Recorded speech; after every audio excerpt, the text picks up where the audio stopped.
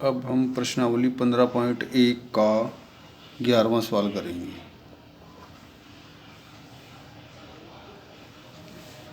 गोपी अपने जलजीव कुंड के लिए एक दुकान से मछली खरीदती है। दुकानदार एक टंकी जिसमें 5 नर मछली और 8 मादा मछली है में से एक मछली यादृच्छिक उसे देने के लिए निकालती है। यादृच्छिक का मतलब होता है कि बिना कोई धोखा दिए एक मछली निकालती है।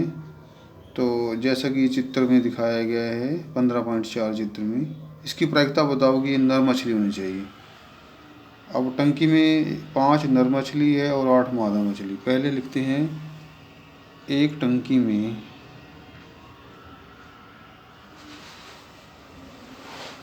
5 नर मछली हैं और 8 मादा मछली हैं।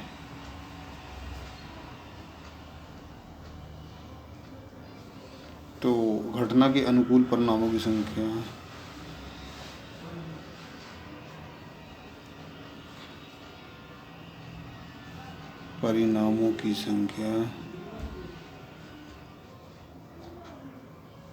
वो आएगी। कुल कितनी मछलियाँ इनको जोड़ लो, 5 और 8 13। तो कुल परिणाम आएंगे 5 और 8 13। अब इसने कहा कि नर मछली निकालनी है, तो घटना के अनुकूल, ये तो घटना के अनुकूल परिणामों की संख्या, ये घटना के कुल परिणामों की संख्या है।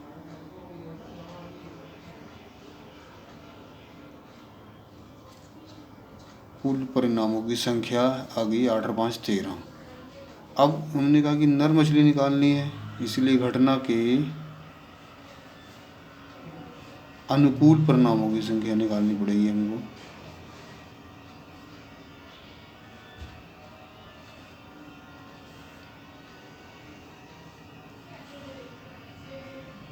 अब घटना के अनुकूल क्या, आपने कहा कि नर मछली होनी चाहिए। अब नर तो 5 है, तो कोई भी हो सकती है, इसलिए 5 आएंगे परिणाम। घटना के अनुकूल परिणाम 5। तो अब प्रायिकता आएगी। पहले फॉर्मूला लिखा जाएगा, घटना के अनुकूल परिणामों की संख्या बटेगी घटना के कुल परिणामों की संख्या। घटना के परिणामों की संख्या बटे में घटना के कुल परिणामों की संख्या।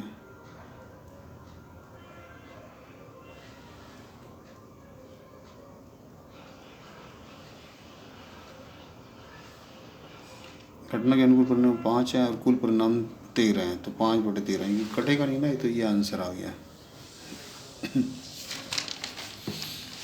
अब हम सवाल करेंगे 12वां।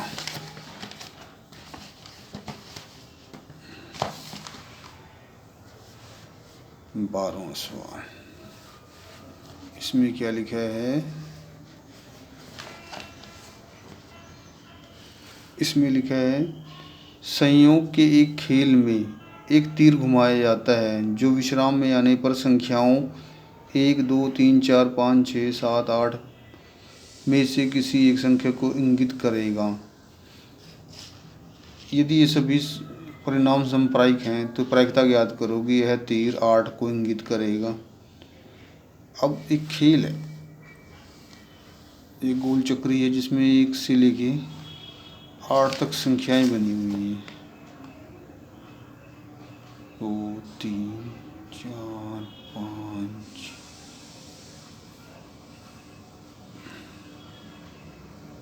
ये 1 हो गया, ये 2 3 4 5 6 7 8। और इसमें एक सुई बनी हुई है, वो सुई कहीं पे भी हो सकती है। मान लो ये सुई बनी हुई है, एक पे, यह 1 पे दिख रही है तो 1 माना जाएगा, 2 पे दिखेगी तो 2 माना जाएगा। तो ये खेल है, इस चक्री को घुमाएंगे गोल गोल गोल, फिर ये धीरे धीरे रुक के एक स्थान पर रुक जाएगी। मान लो 1 पे रुक गई, तो ऐसे। अब ये सारे चांस समप्रायिक है, मतलब ये हमको नहीं पता है कि ये, अब ये बार बार गोल गोल घूमने पर ये एक जगह रुकेगी। तो इसीलिए सारे चांस समप्रायिक है, हमें नहीं पता कि क्या आएगा। तो सबसे पहले घटना के कुल परिणामों की संख्या लिखेंगे। वो तो कोई भी अंक आ सकता है 8 से लेकर 8 तक। तो घटना के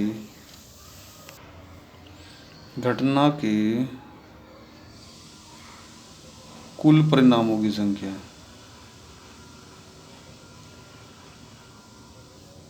अब घटना के कुल परिणाम तो 8 होंगे, क्या पता क्या आ जाए, या तो 1 आ सकता है, 2 भी आ सकता है, 3 4 5 6 7 8, इनमें से कुछ भी आ जाएगा। तो ये 8 परिणाम है, घटना के कुल परिणाम कितने हैं 8। अब इसने कहा पहला सवाल कि 8 आना चाहिए, 8 को करेगा। तो अब इसके अनुसार घटना के अनुकूल परिणामों की संख्या होगी 1, क्योंकि 8 नंबर तो एक ही बार है। तो घटना के अनुकूल परिणामों की संख्या,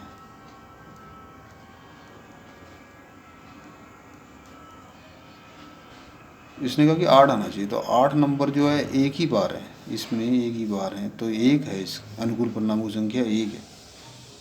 तो प्रायिकता फॉर्मूला लिखेंगे, घटना के अनुकूल परिणामों की संख्या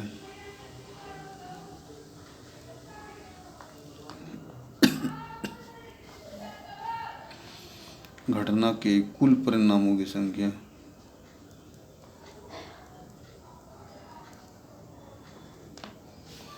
अनुकूल परिणाम 1, कुल परिणाम 8। ये कटेगा नहीं, तो ये आंसर है। अब इसी का दूसरा भाग, एक विषम संख्या को करेगा, विषम संख्या, विषम संख्या को करेगा।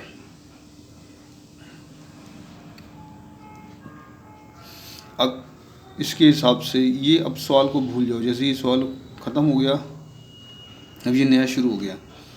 तो अब ये घटना के कुल परिणाम के बाद घटना के अनुकूल परिणाम की संख्या इसके हिसाब से नई आएगी।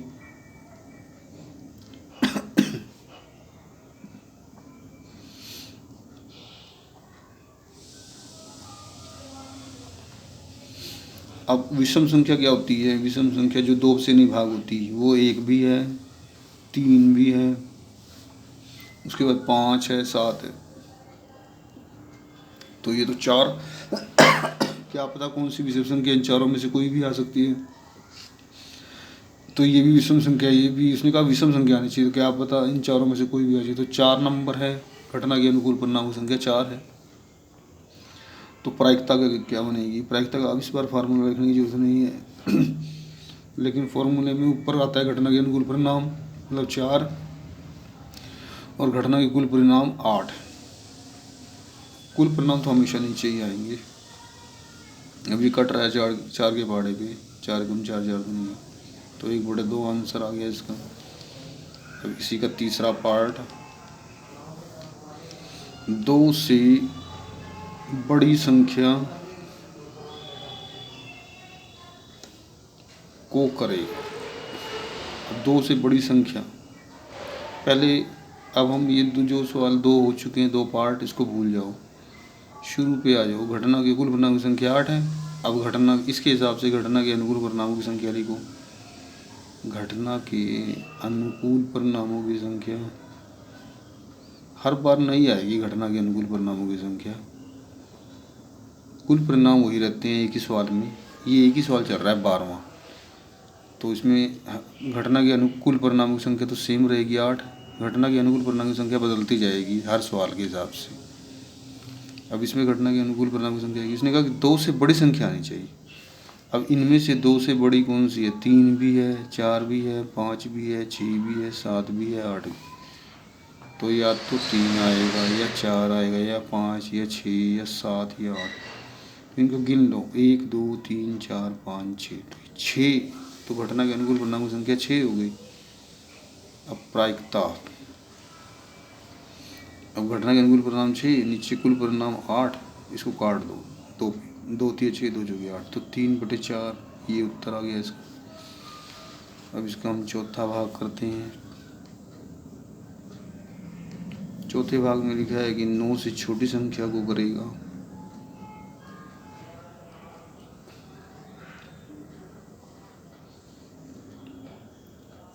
अब घटना के अनुकूल परिणामों की संख्या दोबारा लिखेंगे। घटना के अनुकूल परिणामों की संख्या,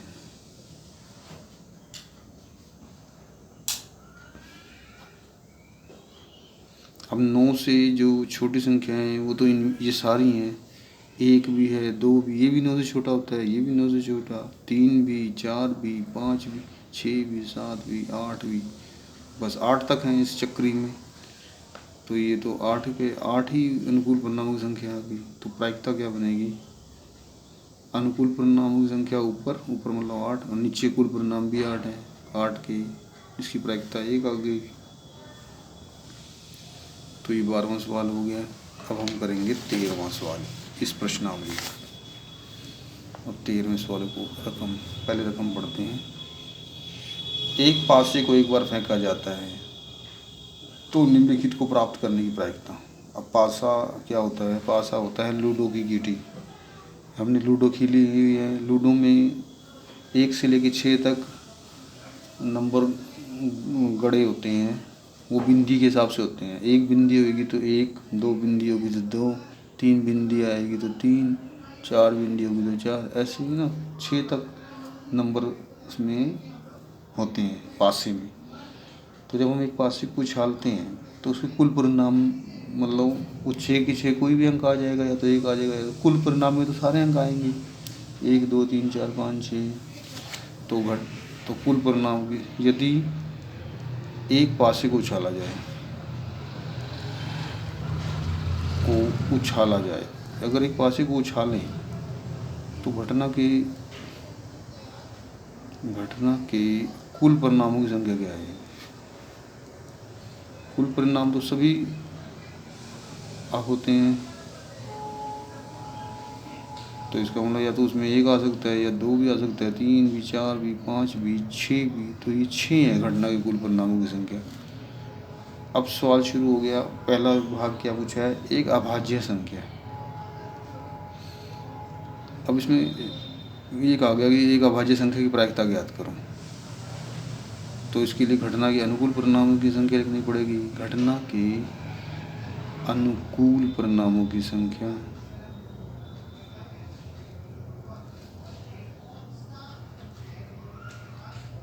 तो घटना के अनुकूल अभाज्य संख्या क्या होती है? अभाज्य संख्या होती है जो किसी पहाड़े से डिवाइड नहीं होती।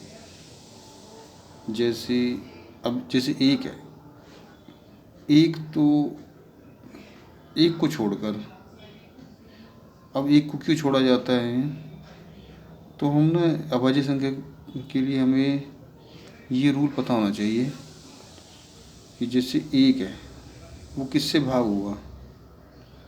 वो 1 से भाग होगा। अब 2 किससे भाग होगा? 2 1 से भी भाग होगा और 2 से भी भाग होगा। 3 किससे भाग होगा? 1 से भी होगा, 2 से तो होगा नहीं, 3 से भी भाग होगा। अब 4 है, जैसे अब 4 के लिए पहले इससे छोटी संख्या देखो। 1 है, 2 है, 3 है, 4 है, मतलब 1, 2, 3, 4 इनमें से किसी से भाग होगा? एक तो 1 से होगा। अब 2 से भी हो जाएगा क्योंकि 2 दूनी 4 होता है। 3 से नहीं होगा, 4 से होगा।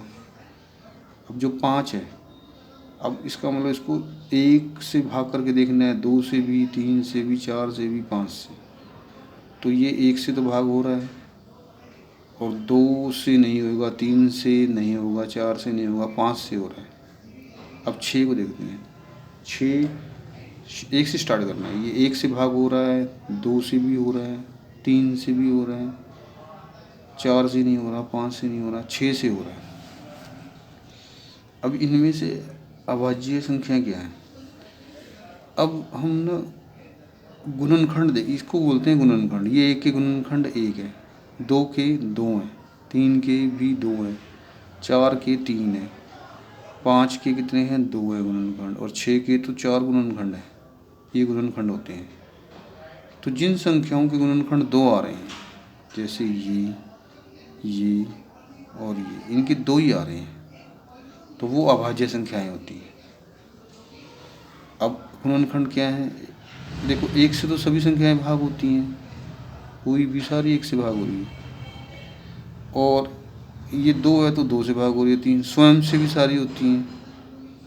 तो अब एक और स्वयं को छोड़कर बाकी कोई गुणनखंड दिख रहा है ना, जैसे ये 2 दिख रहा है तो ये अभाज्य नहीं है, और ये इसमें 2 दिख रहे हैं, ये भी अभाज्य नहीं है, तो ये तो अभाज्य है, ये भी। लेकिन जो 1 है वो क्यों नहीं है अभाज्य? अभाज्य क्यों नहीं है? क्योंकि इसके ना एक गुणनखंड ही 1 बन रहा है, 2 गुणनखंड ही बन रहे हैं। तो गुणनखंड 2 होते हैं, तो ये जो 1 है तो ना तो भाज्य है ना अभाज्य माना जाता है इसको। तो घटना के अनुकूल परिणाम की संख्या अभाज्य संख्या कौन सी है इनमें से? एक तो 2 है, एक 3 है, एक 5। 2 3 5। तो हमको ये कंसेप्ट याद रखना है कि भी अभाज्य संख्याएं कैसे कौन सी होती हैं, जो या तो 1 से भाग होगी या अपने आप से, और किसी पहाड़े से नहीं भाग होती। ये 3 ही संख्याएं हैं। तो ये तो हमने रफ बताया था आपको। अब प्रायिकता, पहले फॉर्मूला लिखेंगे। ये सवाल 13वां है। घटना के अनुकूल परिणामों की संख्या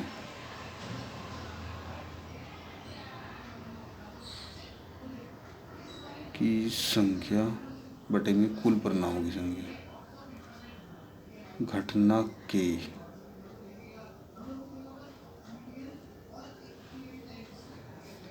अब अनुकूल परिणाम तो है 3 और कुल परिणाम आए हैं 6, तो ये काट कर 1/2 क्योंकि 3 पे कट रहा है। ऐसे दूसरा भाग, ये दूसरा भाग हम अगली वीडियो में कराएंगे, क्योंकि वीडियो मतलब फ़ोन की बैटरी लो हो गई है इसलिए।